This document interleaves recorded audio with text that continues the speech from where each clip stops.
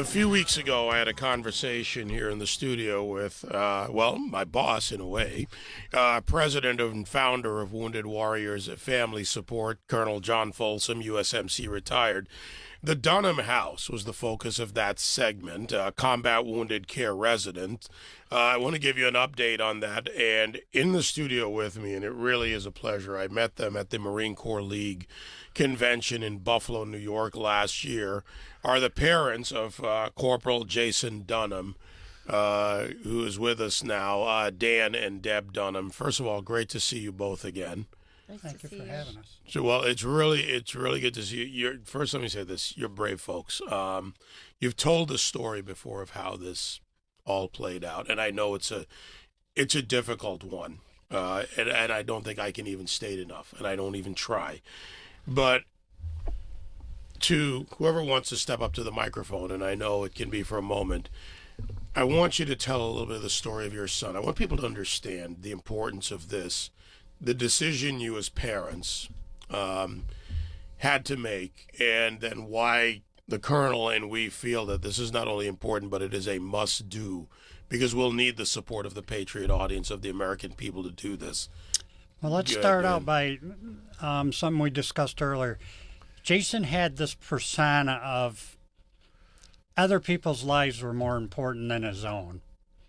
Eventually, we see this play out with the act that he performed in Iraq. And that was from a young age. So he always had this look out for the He always for the looked out underdog for guy. the underdog, somebody who needed this And assistance.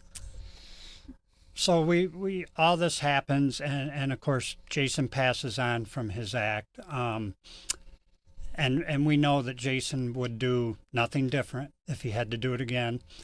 He saved lives. Them lives were more important than his own, and that's just what he lived by. He also lived life to the fullest while he was here. He got everything out of it, and then some. And then some. And I he see was a little smile when you say he was your that, typical kid. He I don't know how to put it. He never got in trouble, but he was a prankster. He was mischievous, and but good-hearted mischievous. And you know, he taught us about doing the right thing. I hope he's taught other people about life is about doing the right thing and about thinking the people around you are more important than you. So then come to Dunham House. And this is the perfect persona of who Jason was. He would be so 100% behind this because it would be helping fellow men, fellow women. It's who he was. And I told John, if Jason was here, he'd be your right-hand man, because he would think this is just, and it is. Me and Deb feel the same way. To lend your name, I guess your family name, to this, and the effort that you now stand in, look, sometimes life throws things at you, and you just have to realize that's where you are. You are an important part of this, and I know you're very humble, very quiet folks, it seems, from my impression. You seem like you have a little bit of fun, though, because I see Deb smiling a bit more today, and you don't have to stand up in front of a room full of Marines as you did at the convention. But, how important is it to the American people that they understand that, as you said about Jason, this was more than just about him? When we went to Bethesda to see our son, I was naive enough to believe that I would be able to bring him home. Dan understood sooner than I did, maybe because I didn't want to, that we weren't going to be able to take care of Jason. Our daughter is now a nurse. She's worked in TBI, brain injury rehab section. She is now in the trauma unit of an ER. Kate looked at us at one point and she says, no matter how much training you would have had Jason lived, you would not have been able to taking care of him throughout his life. We wouldn't have been able to taking care of him. She says, you don't understand the amount of help people with TBIs and other injuries need. Dan and I are of an age, eventually we're going to pass on. We'll see Jason again. That's going to leave our children, our grandchildren. Had we passed on and still had Jason with us, where was he going to go? And your siblings don't always want to take care of siblings, let's be honest. Nor should they have to. And nor should they have to, correct. So, once again, that, it's just a good idea all the way around. The website for all of you listening is dunhamhouse.org. Right, Colonel Folsom's here in the studio with me. John, you and I are old pros at this by now. And, you know, you've told the story of this just came to you and said, this is what we got to do. And in true Colonel Folsom, John Folsom, I guess we'll have to call you that now, John Folsom, we're going to do this. Yeah.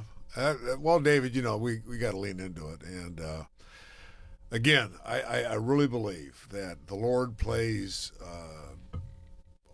he plays, he's with us. And I do believe that a lot of things we do are inspirational. And again, and I've told Deb and Dan this, is that when I first heard about Jason Dunham in August of 2004, this is before there's a lot of publicity. This is before people really do Jason Dunham, except the immediate family and the Marine Corps. And I'd heard about this incredible story, and I just was so fascinated by his sacrifice.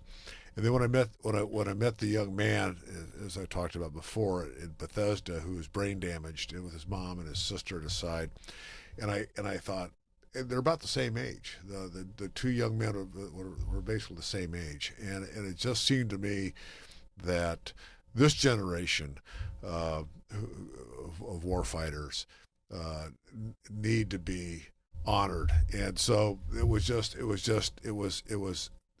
a confluence, if you will, of two different young men's lives who have led us to this. There's so much more for all of you listening, and what I want you to do is learn more about this, and that's what we're here to do today. And Kate, who's here with us in New York from our office as well, this is a team effort. We're a small team, but we're an effective team. Yeah, we are. As you say, John. Go to dunhamhouse.org. Take a look at it on your PDAs on the screen. I probably think the guys will have that up for those of you that want to know the website. Back to you, Kate and Dan. And there's a lot to this story. Dan gets to talk now. She puts you out there, doesn't she? Kate and Dan. Deb and Dan. Deb and Dan. I'm sorry, Kate. I got Deb left and Dan. out. I made a mistake there. I'm You got a sorry. new girlfriend I don't know about? That was my slip. I don't know, Dan. We'll talk about that off here. My mistake there. See, I was glad to have Kate back in here. I'm going to stay out of this one. But Deb and Dan, back to the two of you. See, we can still laugh. We can talk about serious things and still laugh. Going forward, and it's going to take us time to raise this money. As John has said, we're going to need the support of the Patriot audience, the American people. There will always be others out here that are in need. What do you say to those parents? You guys made a decision. Not too many, and most hope they never will, or I think anyone hopes they'll never have to make, to take your son off life support. And I know that's still painful, and probably maybe for the rest of your life. But what do you say to others out there in that position? Well, we're going to address the life support law because I don't think people understood, because me and Deb were basically the only two people that knew Jason's actual situation. He had a herniated brainstem, which cuts off everything from your neck down. We had the number 3 neurosurgeon in the country looking at him and said, this is what you have. He'll never be conscious. There's no brain activity. He's technically brain dead. Jason's will said, no vegetative state for more than a day. He wrote that right in his will. So we honored his wishes and honored ours. And no, I wish that on nobody, because Deb will tell you that haunted me for 3 years roughly. It's haunted you on longer a than daily that. basis, and to the point where it almost destroyed me. And then Jason came to me, and he let me know it was all right. I don't wish that on anybody, and we've had several people call us, and sometimes we become counselors. And I'm not going to say we're strong people, but we were talking today. This don't go away. The pain is the same today as it was 15 years ago. Every day we wake up and we think about Jason. It don't go away, but you find a different way to live with that loss. You have to, because we have to go on. We have other children. And we have to go on and be strong for other families that can't be strong for themselves. And we're always going to be there for people if they need to talk. We've learned a lot in 15 years. I want to bring in, and this is, I guess, the nature of this business. We happen to have a friend on the line, Jeff in Texas. Now, Jeff, who the colonel has met before, was director of outbound critical care in Afghanistan at one time. Hey, Jeff, how are you? Hey, it's good to talk to you, Dave, Colonel And by the way, Folsom, this and wasn't the Dunham planned. family. This was Jeff just happened to be listening and actually had been on hold. But if you guys want to pick up your headsets there, and you can adjust your volumes. All right, now they can hear you, Jeff. It's good to meet the Dunham family. It's my honor. Although I didn't have the honor to take care of your son, I took care of a lot of his brothers when I was at Camp Bastion, and I was the basically the chief flight nurse in Afghanistan. And we did a lot of flights in Bastion all over the country. And then I was there when we were closing down medevac rings, and we were able to minimize the golden hour to 20 minutes from point of injury to definitive medical care. And and I can tell you, from my perspective, no son or daughter died alone, the ones that died over there. And I know he got a chance to go to Bethesda and be surrounded by you and other loved ones. So just rest assured that those of us who were in the medical side of the house, we've held that responsibility of taking care of the nation's sons and daughters. It didn't matter. I'm a former Marine, so I had skin in the game, if you will, when there was a wounded Marine that came across my my watch, and I made sure that they all got extra special care. But with being a former Marine, I had to give them even more, and sometimes I wouldn't even leave the bedside. So. And I thank you for your sacrifice. And as I said to you, Dave, and haven't had a chance to say that to Colonel Folsom, anything you need with the Dunham House as far as my expertise, I'm all in. Yeah, thanks, Jeff. Appreciate that very much. And thank you. I got to tell you, David, you talk about your audience. I gotta give them a shout out. I was on your show 2 weeks ago, thereabouts, 10 days. A few weeks ago. And we weren't on very long. And as soon as we cleared, I got a text from our office, and the outpouring of financial support was astonishing. And it was really was. Your guys hit it out of the park. And and I look at this, and we're not a big shot organization. We took in $3.5 million last year, so we're not a nosebleed organization, but we do good things. And when somebody told me, I said, "How much is this going to cost?" I've never built one of these things before, and they said $10 million.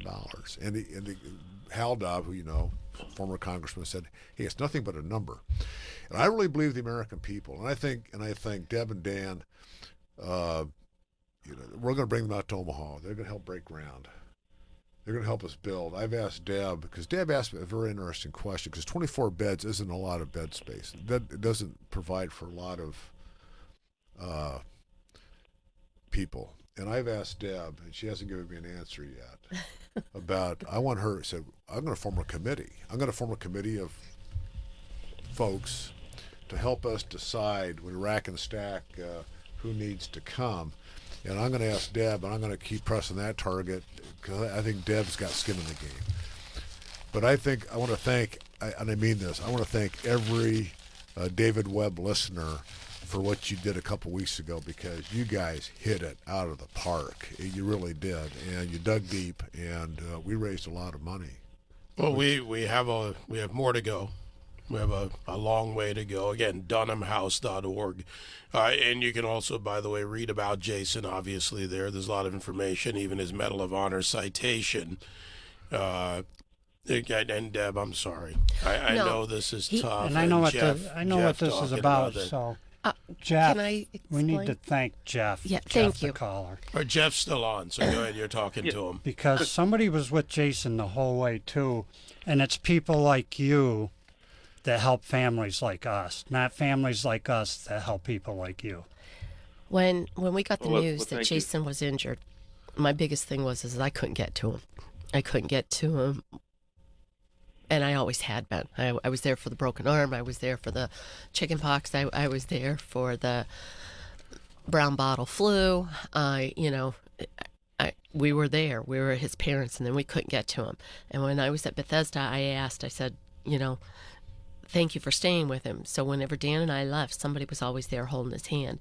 And throughout the course of the research on Jason's injury, we learned that y'all never left him. There was always somebody with him. And I can't thank everybody who had a part in that as much, but you're doing what so many parents are heartsick over not being able to get there. And it's a comfort to know that our Marines take care of our Marines, and our sailors are there to help them and back them up. And it's a thank you that I can't extend enough for every parent who's had the misfortune of having an injured child because they chose to do the right thing and be a warrior. And I'm going to tell you something, Mr. and Mrs. Dunham. It's not the ones you save that you stay with. It's the ones that you don't, that you can't. Those are the ones that I'll never forget.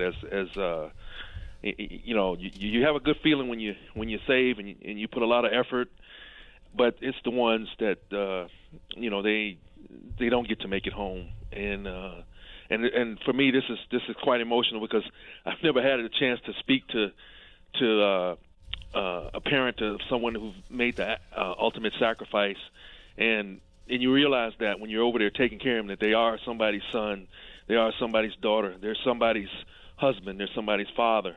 I know as a son of a Korean War vet, a decorated Korean War vet, who laid a path for me, and my brothers, and they, people have moved and set the example, and it's just something that that's in us all that choose to go and into the medical side. You just don't want to lose anybody. And I'm not trying to build myself up or anything else, sorry, ma'am. It's just this is very it's very emotional that just to talk to you all, that somebody who's your son has gave. I think about what Abraham Lincoln wrote to Miss Bixby, and he laid who lost 5 sons and laid at the altar of freedom, and just losing one son. So I'm honored that just to even talk to you on the phone, and thanks to David and Colonel Folsom for being able to let me share the same space with the Dunham family. You raised a great son. He was a great hero and a great Marine, and I wish I had been there to take care of him. But I know I've taken care of a lot, but it's just my heart grieves for you and your loss. And I, like I said, whatever Dave needs on this as far as my expertise, he's got it, no problem. Jeff, thanks, man. Thanks. Thank you. John, back to you, and Deb and Dan just for a second, if you would. You said something on this show last time about the Dunham House and the people who donate their money, and I want to remind people of the type of commitment that we give as a charity and how we use people's monies responsibly. Yeah. Well, every dime we have is physically separated. We separate funds accounting-wise as what's called restricted funds. But we also have established a separate savings account at a bank, Bank of Bennington in Omaha, where if all Dunham House gifts are designated go into that savings account. And the pledge I've made to the American people is that if for some reason we don't build Dunham House, which we're going to do, but if we didn't, that money is going to go back to the donors. This money is segregated, it's separated, it's accounted for separately, that the checks go to a different bank. And so we'll know on any given day, just by checking the bank balance at the Bank of Bennington, how much we got in our savings account. And we're going to. I'm not going to wait for $10 million, David. I have full faith in the American people that once we get some money to start, we're going to start. building. And Well, we already have $1 million to buy the land, Yep. 80 acres in Omaha, prime location, easy to get to for families. For everyone out there, again, go to dunhamhouse.org. Go to the website. You can see the land, you can see the site, you can read Jason's story, and more, and about what we plan to do with this. And that pledge. I've never had a charity, and I sit on a few boards that made a pledge like that, and we'll stand to it. Deb, Dan, thank you. Thank you. John, thanks, brother. Thanks, David. All right, let's take a break. David Webb. Truth is the authority. This is SiriusXM Patriot.